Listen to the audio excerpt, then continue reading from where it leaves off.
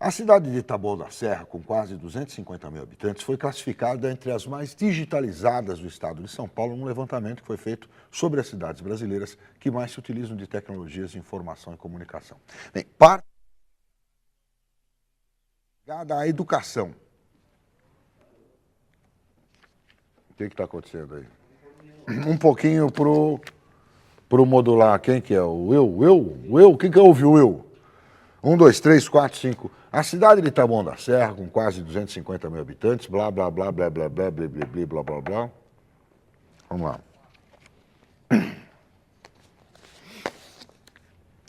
Volta aí, meu. Aí.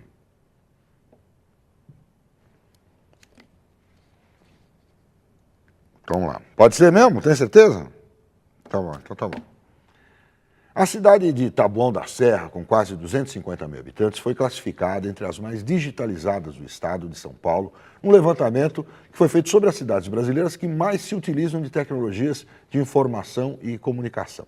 Bem, boa parte, a maior parte dessa tecnologia está ligada à educação, pois o município resolveu investir na digitalização das escolas. E nós vamos tentar entender agora os resultados dessa decisão com o secretário de Educação, Ciência e Tecnologia lá do município, José Marcos dos Santos. Tudo bem, secretário? Tudo bem.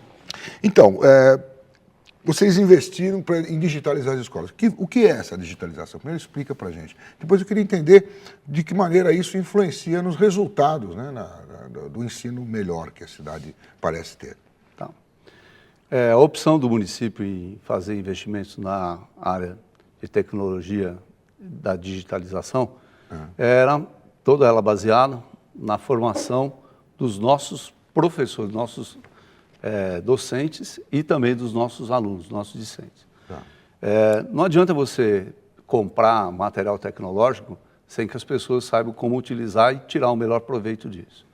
Então, a formação desses profissionais da educação para que eles pudessem utilizar essa ferramenta de digital, chegando aos nossos alunos de uma maneira coerente, de uma maneira que eles pudessem se apropriar dessa nova ferramenta, trouxe para nós resultados fantásticos. Por exemplo, os nossos alunos passaram a não somente frequentar as salas de aula com os mecanismos que nós tínhamos à disposição, lousa, giz, saliva do professor e boa vontade, muita boa vontade.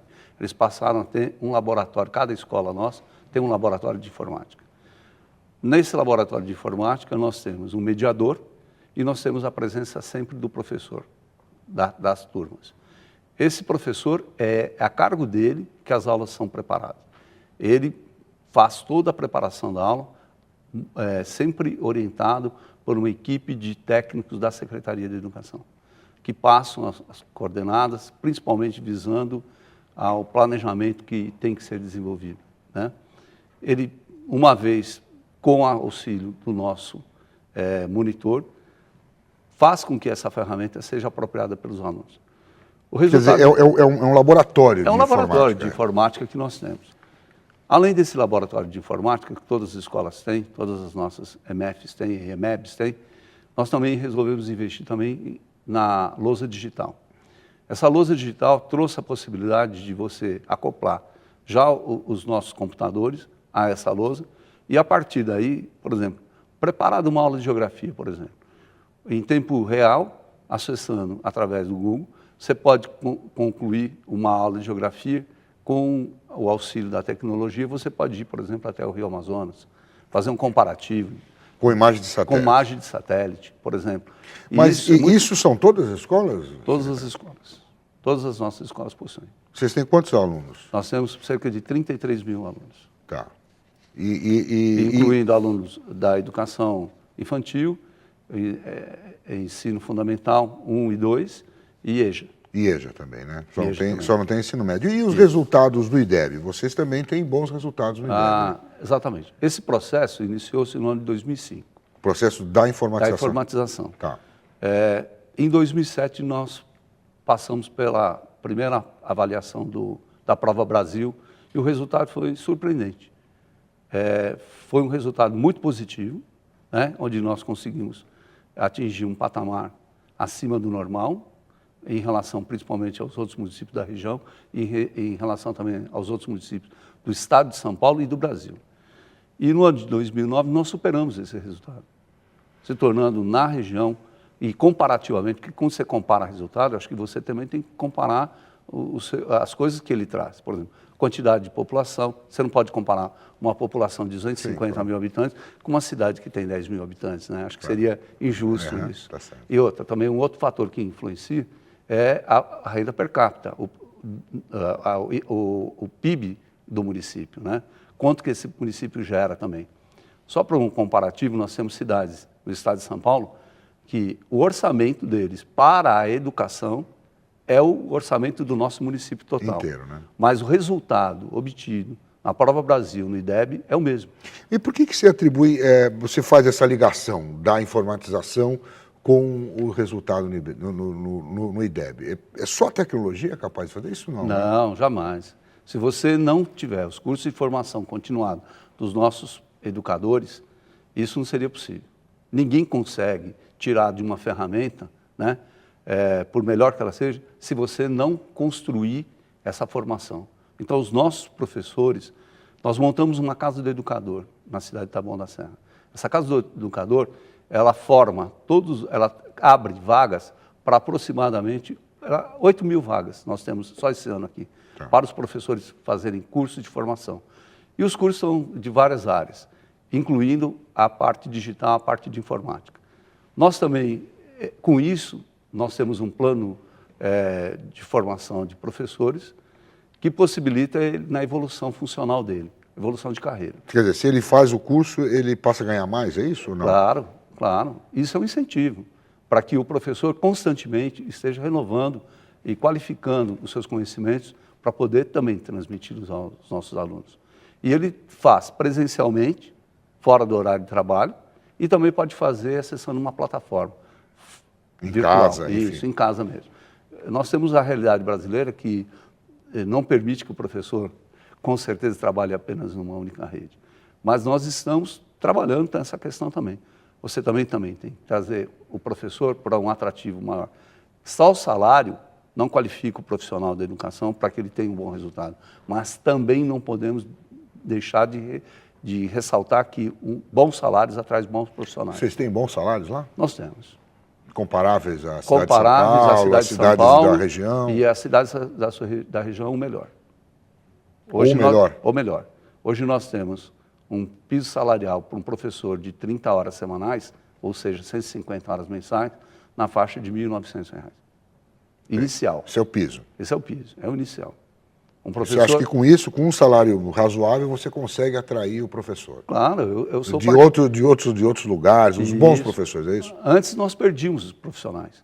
Nós gastávamos, imagina uma empresa, né, comparando um município com uma empresa, que ele investe pesadamente na formação do seu profissional. A empresa concorrente paga melhor e leva o seu profissional, certo? Nem sempre ocorre só por questões salariais, mas acontece por uma questão de carreira. Então, hoje nós temos uma carreira e temos um bom salário para oferecer para os nossos profissionais. O que você chama uma boa carreira? A boa carreira é quando o profissional ele consegue evoluir dentro da sala de aula, igualmente como ele conseguiria em outra área da educação propriamente. O diretor ou o supervisor, ele tem a mesma evolução. Ele tem uma evolução única no processo. E vai depender muito dele e essa evolução, com os cursos que ele pode fazer. Por exemplo, os cursos que nós consideramos para que ele possa evoluir são 360 horas, o que qualifica um bom curso. Ele pode atingir isso fazendo uma pós-graduação, um mestrado, um doutorado, mas ele também pode atingir, porque nem sempre o professor tem tempo ou tem condições financeiras para poder fazer outros cursos, ou consegue vaga nas universidades públicas, né? Então, ele tem condições de fazer essa marca das 360 horas, fora do horário de trabalho, na própria Secretaria de Educação, com os cursos de qualificação e de formação que nós oferecemos, através da Casa do Educador. E aí pleitear um salário melhor, é isso? Automaticamente, com a formação de 360 horas, ele já muda de letra. Quando ele muda de letra, ele está fazendo uma evolução horizontal. Quando ele também tem o prazo, o tempo de permanência dele na rede, né? Quanto mais tempo de carreira esse professor tem, maior é a possibilidade dele ter um salário. Então, as duas coisas são avaliadas, além do que a avaliação por meritocracia. Os méritos do professor individualmente, na sua dedicação, na sua... Você avalia o quê? As salas com as quais ele trabalha, Os o índice, resultados, os resultados, claro, IDEB, essas coisas? Tudo isso. Todas as ausências Ou do tem professor, prova? Não, não existe uma avaliação formal Uma avaliação através de formal, prova. né? Não. Nós temos itens que foram feitos a partir do próprio corpo de professores, com sugestões do próprio corpo. Nós recolhemos do próprio grupo de professores sugestões de como seria essa avaliação. Essa avaliação não foi ditada de cima para baixo do secretário ou prefeito para que isso chegasse ao educador. Nós permitimos e achamos que é essa forma de a participação do professor na sua própria construção de carreira. Eles nos forneceram subsídios para fazer a avaliação do professor. Então, o senhor acha que o senhor tem certeza, né, pelo que você está me falando, que essa junção aí de investimento em tecnologia e informação continuada de professores é que dá para vocês um ganho? Se bem que é um ganho vocês ainda têm muito que subir, né? Porque vocês estão com um IDEB de 4,6, 4,9, 5,2. 5,2. 5,2 na primeira... Na segunda fase, na que segunda foi a última fase de 2009. Na primeira fase é 4,6, é isso? Olha, eu afirmaria para você que muitas cidades dariam todo o seu PIB do ano para poder chegar nisso. Nessa história. Não é muito fácil. Não, mas o que eu estou dizendo é o seguinte, o Brasil como um todo precisa evoluir. Então, quer dizer, a gente está tentando aqui buscar exemplos de quem está conseguindo evoluir bastante. Quer dizer, mas a gente tem que chegar lá no 6, né? Não. Nossa meta é... É isso quando a gente fala da média, né? Nós compramos, você e um telespectador, compramos 3 frangos. Você comeu 2, eu comi 1, o telespectador não comeu nenhum. Na média, comeram 1. Mas eu tenho escolas que já atingiram a média de 6, 6,2, 6,3. Tem algumas escolas que estão... Sim, claro. Estaduais, escolas não, só municipais. Isso. O que comprova. Se você for comparar, como você citou aí, né, o estado de São Paulo, a nossa rede municipal, ela está muito além da rede estadual, em todos os aspectos. Mas é que também aí tem muito mais escola no estado. Claro, né? Então, mas também tem muito mais recursos financeiros. A história dos frangos. Certo, exatamente. Tem muito mais recursos financeiros também. Tá certo. Então, mas até quanto consegue ganhar um professor em Taboão da Serra? Só para a gente ter uma ideia. Ele pode chegar onde? Onde que dá para chegar? Eu acho que eu tenho bons exemplos. Você é professor, né? Você foi professor, né? Eu fui, não. Eu nunca vou deixar de ser. Nunca vai deixar de ser. Não, a partir do momento que eu me formei, há mais de 35 anos, eu nunca vou deixar de ser professor. Mesmo que eu não esteja atuando em sala de aula. Claro. Porque a sala de aula é um limite imaginário. A gente é professor sempre, né? Em todos os momentos da fase da vida. Mas eu digo o seguinte para você, nós temos exemplos na nossa rede de professores que em final de carreira, quase chegando ao seu final de carreira, obtêm um salário acima de R$6.000. Que é um salário digno, né? Eu acredito que é o salário que... Isso na sala de aula, né? Sem Não, contar que ele vire diretor, sem faça contar, outra evolução de carreira. Exatamente, em sala de aula. Hoje nós temos não só um melhor salário da região para o professor, como nós temos o melhor salário para o coordenador pedagógico. Todas as nossas escolas têm o coordenador pedagógico. Se ele tem curso noturno, também tem um coordenador pedagógico para o noturno, para o EJA. Tem o melhor salário para o vice-diretor e tem o melhor salário para o diretor, para o gestor da escola. Então, o trio gestor da escola, ele tem o melhor salário da região. E o supervisor, que nos auxilia bastante nessa interface com as escolas, também tem o maior salário da região. Da região ali. Quando você fala da região, você fala o quê? Eu falo da região. A Grande São Paulo? Hoje a gente tem 39 cidades divididas na região metropolitana. Mas nós temos a região específica nossa lá, que é o Cone Sud, né? Que reúne 6 municípios. E agora, na região metropolitana, fomos agrupados em 8 municípios, que fazem parte Taboão da Serra, Embu das Artes, Itapecerica, São Lourenço, Juquitiba e Embu-Guaçu. E agora, recentemente, foram introduzidos Cotia e Vargem Grande. Tá certo.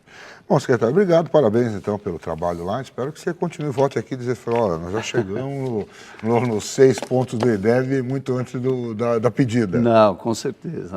A nossa meta é uma meta ambiciosa e eu acredito que ninguém faz investimento para não colher futuramente resultados A ideia é positivos. essa, A ideia é essa. É um investimento A ideia em é educação. fazer um investimento pesado em educação no município, possibilitando que os nossos alunos tenham maiores possibilidades diante das nossas universidades futuras. Tá? A gente sabe que a inversão da pirâmide é uma coisa muito séria a ser combatida.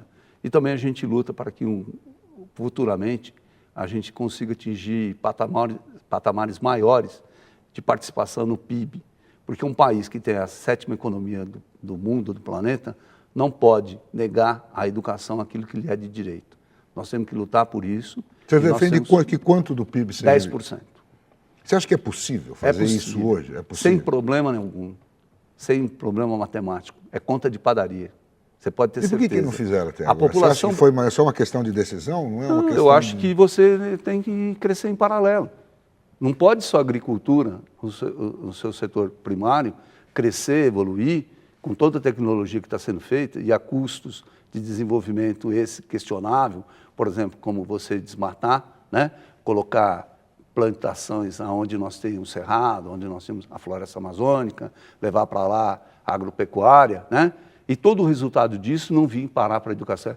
Por que o pré-sal hoje, por exemplo, não pode ser o grande ator desse cenário da educação e trazer os benefícios para a educação? Qual país que você conhece, ou que a população conhece, que evoluiu sem aplicar os recursos na educação? Tá certo. Obrigado pela sua presença aqui no Universo TV, secretário.